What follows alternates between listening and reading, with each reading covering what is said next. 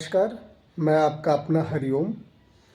जैसे कि social media पे बहुत सारी चीज़ें चल रही हैं कि यूजीसी को लेकर जो कानून लागू हुआ था उसमें मैं कुछ बात रखना चाहता हूँ।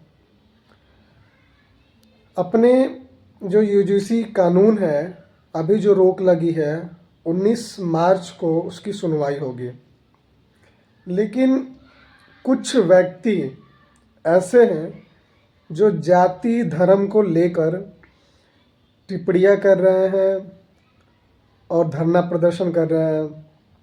अभी एक खान सर की वीडियो वायरल हुई थी। इस वीडियो को वायरल हुए काफ़ी टाइम हो गया। उस वीडियो में खान सर ने ये बोला था, अपने देश के 3% ब्राह्मण समाज 3% ब्राह्मण समाज है जो चाहे जज हो, चाहे कलेक्टर हो, चाहे आईएएस के पोस्ट पे हो, कोई भी अधिकारी हो। उन्होंने बताया था अगर कोई भी ऑर्डर पास तो हो जाता है, सरकार के द्वारा ऑर्डर तो पास हो जाता है, लेकिन उत्पादित करने की जिम्मा या तो उस अधिकारी में है जो उस कुर्सी पे बैठा है, जो उस कुर्सी पे बैठा है, जिम्मा उसका है। कुछ लोग अपने ही देश में आधी वीडियो देख के जज करने लगते हैं एक दूसरे को कि ये इंसान वैसा है, वो इंसान ऐसा है। अरे मैं उनसे ये बोलना चाहता हूँ, वो पहले पूरी एक बार वीडियो देखें फिर किसी इंसान को जज करें। मैं अभी आपको वो वीडियो प्ले करके दिखाऊंगा। एक बार आप लोग ये वीडियो देखिए, फिर आपको समझ में आएगा क्या असलियत है, क्या सच्चाई है। मैं वीडियो प्ले कर रहा हूं, आप लोग एक बार देखिए इसे ध्यान से। यूजीसी पर सुप्रीम कोर्ट के फैसले के बाद जो नैरेटिव चलाया जा रहा है कि सिस्टम में तो जनरल कैटेगरी के लोग बैठे हैं, उनके हिसाब से फैसला यही आना था। इस नैरेटिव के बीच पटना के मशहूर खान सर की एक वीडियो क्लिप भी वायरल की जा रही। सुनिए एक बार खान सर इसमें क्या कह रहे हैं, फिर आपको इसकी भी सच्चाई बताता हूं। भारत में 3% ब्राह्मण है, 3%। तुम नियम लगा के तुम उसका कुछ करके दिखा दो, नियमवा बना दोगे, ऑफिसवा में वही बैठे हैं लोग, पारित करा लोगे। हाँ, थाना, जुडिशरी, मीडिया, संसद, कहां कहां, बस 3% है लोग। अब ये वीडियो का क्लिप जो है बड़ा वायरल किया जा रहा है, लेकिन खान सर की पूरी बात नहीं दिखाई जा रही। आधी अधूरी क्लिप जो है वो वायरल की जा रही है और नैरेटिव को बढ़ाने के लिए इसका इस्तेमाल हो रहा है। खान सर ने पूरी बात क्या कही थी वो भी आपको दिखा देता हूं। ब्राह्मण कितने परसेंट है? बहुत कम है। कोई नियम कानून लगा के आप सोचिए ना, थोड़ा उनको कुछ कर दें। उन्हें पता है कि नियम आप बना देंगे ना, जाएगा ऑफिस में और ऑफिस में वहां वही बैठे हैं, करा लेंगे क्या? ये है ताकत शिक्षा की। कोई उन्हें समाज में थाली में बटोर के नहीं दिया था उन्हें कि लीजिए आप। आज से 1000 साल पहले भी वो शिक्षित थे। चाहे देखिएगा वो कम खाएंगे लेकिन बच्चों को पढ़ाते जरूर है। आप भले आप कुछ भी कर लीजिए लेकिन उनके त्याग को भी मत भूलिए। यहाँ पर कोई सजा के उन्हें थाली में नौकरी नहीं दिया था, उन्हें आरक्षण भी नहीं मिलता है। बाकियों से ज्यादा नंबर ले आके फिर वो लेते हैं। आरक्षण है कहीं उनको? नहीं है। तो ऐसा नहीं है कि आप किसी को बढ़ाने के चक्कर में किसी को। तो आप लोगों ने ये वीडियो देखा होगा, आपको समझ में जहाँ तक आया होगा कि खान सर का वीडियो बनाने का मतलब क्या था। अब बात करते हैं ब्राह्मण समाज की। मैं यहाँ कोई जाति धर्म की बात करने नहीं आया हूँ। मैं यहाँ ब्राह्मण समाज की बात कर रहा हूँ, जिन पे टिप्पणियाँ कर रहे हैं लोग, धरना प्रदर्शन कर रहे हैं कि वो अपने फेवर में कानून को लेके चल रहे हैं। ये बिल्कुल सरासर गलत है। मैं अगर बोलूं कि अगर आप पढ़ लिख कर आप उस जज के कुर्सी पर बैठ जाओ तो क्या कोई रोकेगा? कोई नहीं रोकेगा। चाहे वो SC, ST, OBC, जनरल को तो मैं साइड रख रहा हूँ, AC, ST, OBC, मैं इन जातियों की बात कर रहा हूँ। अगर वह पढ़ लिख कर उस कुर्सी तक जाते हैं तो क्या कोई उन्हें रोकेगा? नहीं रोकेगा। और अगर मैं बात करूं तो आरक्षण सबसे ज़्यादा उन्हीं को मिला है। जनरल समाज को तो आरक्षण ही नहीं है ना। जनरल समाज को तो आरक्षण ही नहीं है।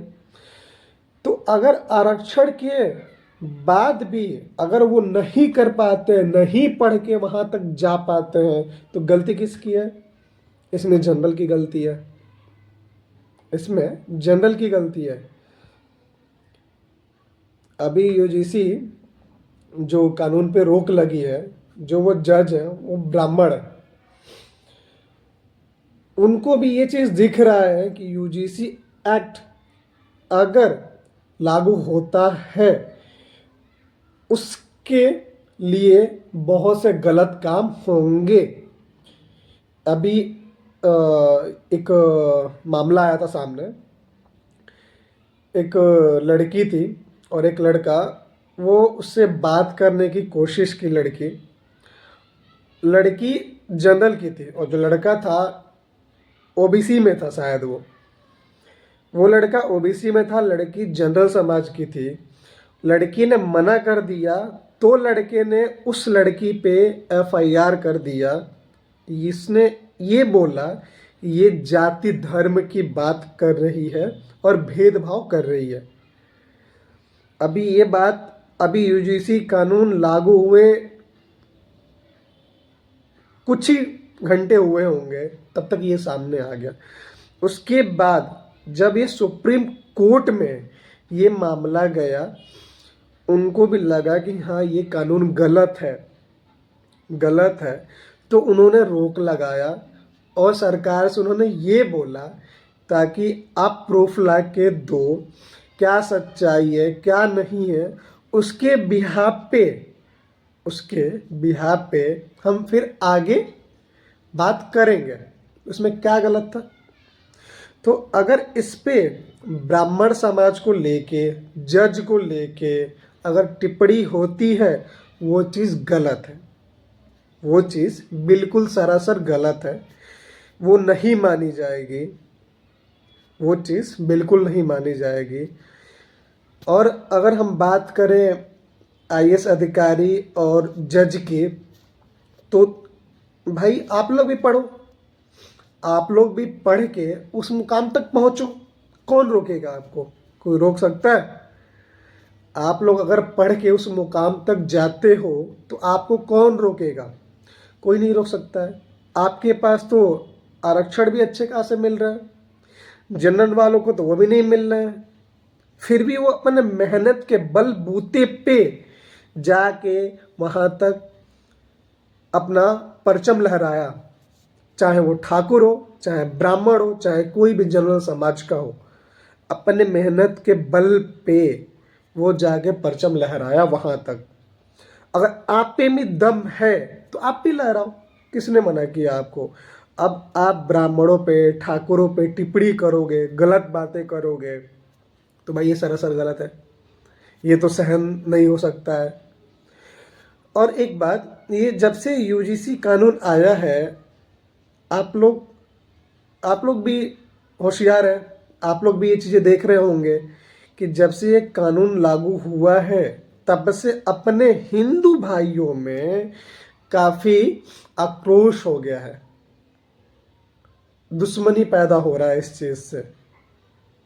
चीज़ से दुश्मनी पैदा हो रही है। और ये हिंदू एक करने का काम बिल्कुल भी नहीं है। ये हिंदुओं को तोड़ने का काम है। ये हिंदुओं को तोड़ने का काम है। क्या SC/ST जो पहले के कानून चल रही थी वो क्या कम था? नहीं ना।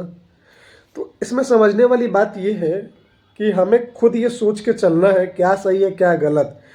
अब सरकार कोई कानून लाती है, उसके लिए आपस में हम भिड़ के और उसके लिए आपस में हम विरोध करें तो ये तो गलत है। और किसी जाति धर्म पे टिप्पणी करना ये भी सरासर गलत है। ये कोई न्याय का वो नहीं है। और मैं आपको एक बात बता दूं, यूजीसी कानून हटेगा, ये हटेगा। अगर नहीं हटा तो उसके लिए भी भयंकर संख्याओं में विरोध होगा, उसके लिए भी भयंकर संख्याओं में विरोध होगा, ये तय है, ये चीज़ तय है। अच्छा आप खुद सोचो ना, यूजीसी कानून आते ही हिंदुओं में इतने झगड़े क्यों होने लगे? सोचने वाली बात है। उससे पहले तो नहीं हुए थे, क्यों हुए? आपने एक बार भी सोचा ये चीज़? नहीं सोचा। अगर ये चीज़ आप ध्यान में रखते, बिना किसी धर्म के, जाति पे टिप्पणी किए हुए, तो आपको समझ में आती। अच्छा एक बात और, आपके SC ST OBC जैसे कि जो है, उसमें भी कुछ छात्र जो है वो भी इस यूजीसी कानून का विरोध कर रहे हैं। क्यों? क्योंकि वो पढ़े लिखे हैं, वो समझदार हैं, वो उस लेवल तक मेहनत करके पहुंच चुके हैं ताकि उस चीज़ को समझ सकें। तो मैं आपसे यही बोलना चाहूँगा, उसको समझिए, समझने के बाद किसी पे आप टिप्पणी करिए वो चलता है, लेकिन अगर आप बिना समझे उस पर आप टिप्पणी करते हैं तो उसका कोई मतलब नहीं है। ये हमें तोड़ने का काम हुआ है और ऐसे हमारा हिंदू एकता बिखर जाएगा, उसे कोई बचा नहीं सकता है, उसे कोई नहीं बचा सकता है। इसलिए एक साथ होके विरोध करिए अगर करना है तो, ये नहीं कि हम हिंदू में ही एक साथ विरोध करें, नहीं, ये सरासर गलत है। ये तो चलो समझदारी की बात है, यहाँ पे मेरे बोलने से और आपके सुनने से कुछ नहीं होता है, यहाँ पे समझदारी की बात है। अगर आपको समझ में आती है तो आप वो चीज़ करो। मैं एक ही चीज़ बोलूँगा, पढ़ के आप उस स्तर तक पहुँचो अपने बल पे, फिर आपको भी समझ में आया कि हाँ मैं एक दलित समाज का हूँ, मैं भी उस स्तर तक पढ़ के मेहनत करके पहुँचा। ये जो जज और ये IAS अधिकारी जो कलेक्टर है, क्या उनको विरासत में मिली है? क्या उन्हें क्या विरासत में मिली है उनकी कुर्सी? वो भी तो मेहनत करके ही गए।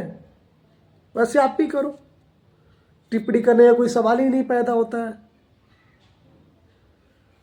टिप्पणी करने का कोई सवाल ही पैदा नहीं होता है। बस मैं इतना ही बोलूँगा और आप लोग ध्यान दीजिए थोड़ा इस बात पे। धन्यवाद।